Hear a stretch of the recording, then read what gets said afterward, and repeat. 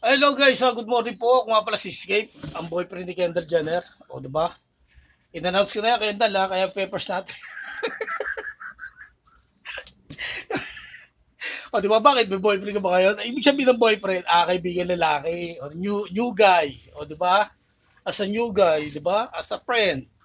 O, boyfriend. Boyfriend. Lalaking kaibigan. O, diba? Yan ang siya kasabig sa'yo eh. Bakit may kaibigan ka bang Pilipino? O Japanese? O, diba? O, yan ang tunay. Yan ang lagi niyong tatandaan guys, di ba? Kasi Japanese kasi ako, tatay ko, Yakuza.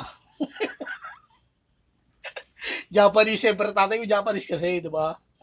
Kaya, ewan ko ba napunta ako dito sa Pilipinas.